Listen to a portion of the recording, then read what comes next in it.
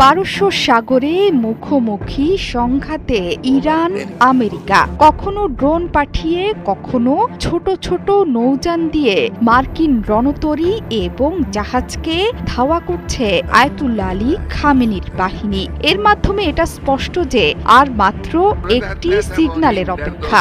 এরপরই ইরানের আকাশচুম্বী শক্তি এবং সাহসের আন্দাজ করতে পারবে মার্কিন যুক্তরাষ্ট্র এবং এর মিত্র দেশ ইসরায়েল। সানবিট সব দিবে সামাল। সানবিট ম্যাজিক প্রেস ডিশওয়াশিং এর মাথা ঘোরানো সলিউশন। আলোচনার মধ্যেও ইরানি ড্রোন ছুটে গিয়েছে মার্কিন রণতরীর দিকে। ইরানের ড্রোন পাঠানো মানে পারস্য উপসাগরে উত্তেজনা কমানোর সাধ্য আর কারণেই। শত আলোচনাতেও কখনোই পরমাণু কর্মসূচি ছাড়বে না তেহরান। এর জন্য জীবন বাজি রাখতেও প্রস্তুত আয়াতুল্লাহ আলী খামেনির সৈন্যরা। সেই লক্ষ্যেই পারস্য উপসাগরে ধুন্ধুমার কাণ্ড। যে কোনো সময়ে সাগরে ঘুরতে থাকা মার্কিন রণতরীগুলোতে ধ্বংস ডেকে আনবে ইরানি মিসাইল আর হাজার হাজার ড্রোন। এর মধ্যেই চাক্ষুষ প্রমাণও দিয়ে দিল তেহরান। মার্কিন রণতরীকে লক্ষ্য করে পাঠানো হয়েছে নজরদারি ড্রোন শাহেদ 139। এই ড্রোনকে মার্কিন ড্রোন F-35 যুদ্ধ বিমান ধ্বংস করে দিলেও দমে যায়নি তেহরান। এরপরই আরও একটি শাহেদ ড্রোন পাঠিয়ে যুক্তরাষ্ট্রকে চোখে আঙ্গুল দিয়ে দেখিয়ে দিল যে ইসলামী বিপ্লবের সাহসিকতা কতটুকু। এ নিয়ে সেন্টকমের মুখপাত্র টিম হকিংস জানান, বিমানবাহী রণতরী এবং তাতে থাকা নাবিকদের নিরাপত্তা নিশ্চিতে ড্রোন ভূপাতিত করতে হয়েছে।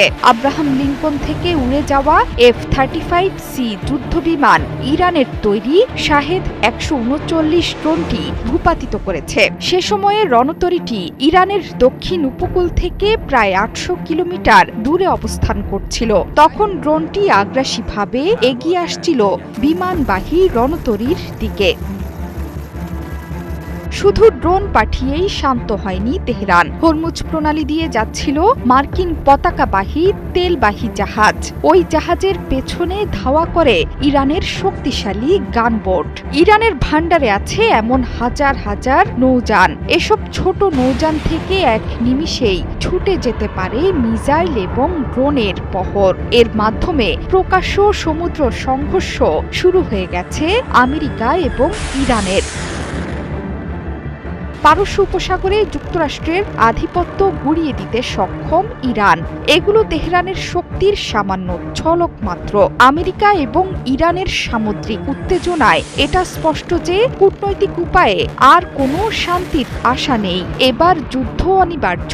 যুদ্ধ সমাগত হলেও আলোচনার খাতিরে ইরানের দাবিও ধীরে ধীরে শক্ত হচ্ছে।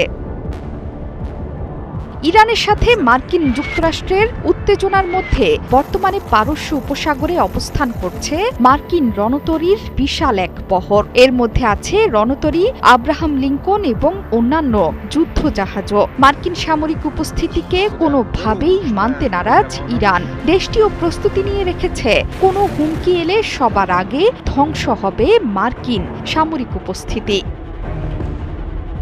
জোহরা চৌধুরী সেতু, ৭১।